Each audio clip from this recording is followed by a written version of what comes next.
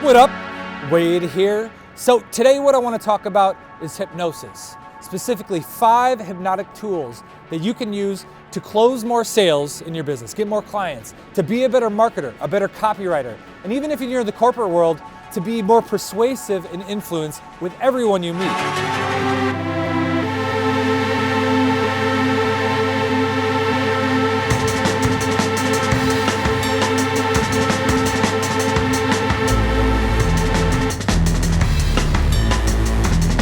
Okay, so I learned hypnosis from a clinical hypnotherapist. She was 78 years old, and she's here in Chicago. Her name's Barbara Stepp.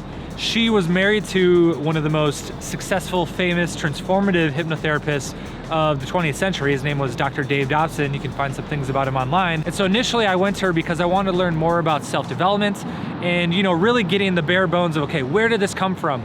Because her husband had trained Tony Robbins in his early 20s. She had worked with Richard Bandler, the creator of NLP, for over 25 years, traveled around the world with him. And so I wanted to go to the source and learn, okay, what do these coaches do to create change? But in the process, I learned all these amazing persuasion tools and techniques, because it all comes down to communication. It all comes down to your ability to get someone to do whatever they want. In a coaching context, what that comes down to is getting them, let's say they're stuck or they're procrastinating, getting them out of that, or they got certain blind spots. But then when it comes to sales and marketing, you're still persuading and influencing them to buy from you. So what we're gonna do is get into some specific principles that have been huge for me that really apply in every area of life. And so I'm gonna give you 5 universal principles that you can use in any situation. Tactic 1, the concept of priming. So in hypnosis, before you even want to put someone in a trance, you're priming them before you even get started. And the way that you do this is through building rapport. It's through how you mirror and you pace and you lead them. We'll talk about that more in a second. But you need to do the same thing in sales. You need to do the same thing in marketing. For example, in my business, pretty much everything I put out, at some point I'm going to talk about the Chosen 20, my private coaching group. I'm also going to make sure to say that it's always full and it's pretty expensive. So by the time I get somebody on the phone, they're not balking at the price and they're not going, oh my God, I can't believe how much this costs. If anything, they're already ready for it. They already got their credit card set aside. They know exactly what's going to happen there. And so that priming process comes into play in anything. I had a client who had a Facebook ad agency. And the problem that he kept running into is at the sale point, when he went for the sale and he gave the price and the close, when that happened, all of a sudden they usually said no. He's like, what am I doing wrong? What's wrong with my script? And what I said, actually the problem, what's wrong there, is similar to what happens when I was a dating coach. When a guy goes to text some girl and he tries to get her to come out on a date, and I said, a lot of times it's not what the text is, it's what you did before that. It's the initial approach, the tonality you had there and how you moved that forward. Were you a leader from the very beginning? And so it doesn't matter how great your text is. So you have those crazy things like text by X-Back, doesn't work. It's about what happened way before that. The text is the last piece of the puzzle. It's the sprinkles, not the meat and potatoes. So ask yourself, what can you do before the sale, before you get to that purchase, before you go to the interview to set yourself up for success? Tactic number 2 is anchoring. So in hypnosis, what you're doing is you're putting someone deeper into a trance. You're constantly anchoring different things. So you could be anchoring physical touch. As you touch them, it might emote, certain emotions might kick in. You can do it auditorily, so you hear an ambulance, or the DJI Osmo also goes doo-doo-doo, and you hear that and you go shh, and you have a certain anchor. What I'm talking about specifically is visual anchors. And this is something you hear all the time on the news, on the mainstream media, the optics of the situation, the optics of the situation. Even in the corporate world, think about where are you sitting at the table? What are the optics of that? How does that look to everyone else? Are you close to the boss? Are you to his left? Are you to his right? The clothes that you're wearing. Also, let's say if you're doing a Skype call and you're trying to be, let's say you're the Facebook advertising guy, are you trying to be the Zuckerberg where you got the hoodie on? That might actually be better than thinking about the suit and tie. What optics do I want to display there to get the response that I want? The 4th tactic is pacing and leading.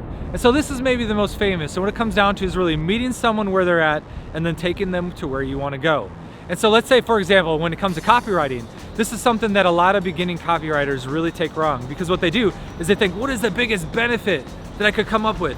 And so they go, I'm gonna teach you how to take your business and turn it on autopilot so you never have to worry about money again and do all this crazy stuff. And it just immediately, the trust is gone. You can't start off there. You gotta lead them to that. You gotta go down the slippery slope and slowly, again, meet them where they're at, and then you can take them where you want to go. So one of the best applications of this, let's say on a sales call, what you really want to do is dive into the pain, really see what are the sticking points that are holding them back from really hitting the next level, and then really get into the vision too. And it's like a catapult. You push off the pain, you ride up to the vision. It compels them to know exactly what they want and what they need, because too often you're assuming too much. You're not, again, meeting them where they're at. You're thinking, okay, I want to teach you how to, let's say for me, I have the Freedom Accelerator. So it's about freedom, let's say, but there's a lot of different things that freedom leads to. That could be the freedom to work more with the type of clients that you want. It could be freedom to travel. It could be freedom to hang out with your family. And so you might say, I want to teach you so you can travel the world. And they're like, I don't care about that. The way you get there is, again, meet them where they're at, dive into that, see what they truly want, and then you can lead them to where you want to go. And tactic 5 is having a game plan. Because so often in any form of persuasion and influence, it really comes down to the confidence. That's why they talk about a con man. That's the confidence man. So you have to have the confidence. And one of the easiest ways, the way that you build confidence is you have enough experience. You have enough successes, so you feel confident. But if you're not there yet, the way that you have, the foundation that you lean on is the game plan.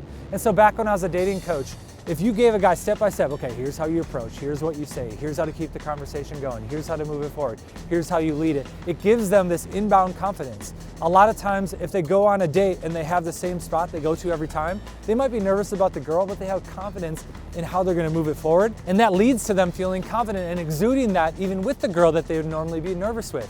And so if it's a sales call, you gotta have a script. The best in the world, the Jordan Belforts, they're still using scripts. So you should have one too. If they're using it, you better be using something too. Have just an outline. It doesn't need to be word for word. Have a couple objections so that when the objection comes up, you're actually excited. You're like, oh, there that is. I know exactly how to answer it. And so if you want predictable results, if you want to be confident about the success you're going to have, you need to have a system in place. You need to have tracking, you need to have metrics, you need to have something that's scalable, because that's what's gonna lead you to really have the success that you want. All right, so there you have it. 5 hypnotic tools that you can use to persuade and influence anyone.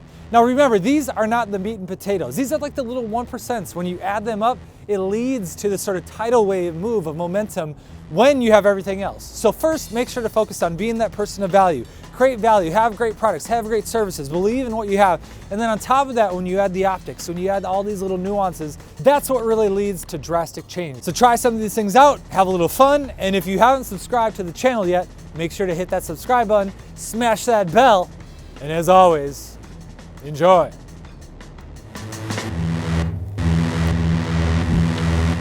I'm sure you thought I forgot about tactic number 3. I didn't. It's called the pattern interrupt. And so by not saying the third tactic in there, it heightens awareness. You go, well, what about number 3? And it sucks you in, and you go, is it going to talk about number 3? There was a mistake there. It's the same thing where when you read a book and you see that one little grammatical mistake, you hone on in and you go, well, what's that all about? This is the exact same thing. So tactic number 3, pattern interrupt. Find ways to create awareness, create attention, and think outside the box. Get people to go, whoa, what was that all about? And it really sucks them in. Okay, that's it. I'm done, seriously, I'm done.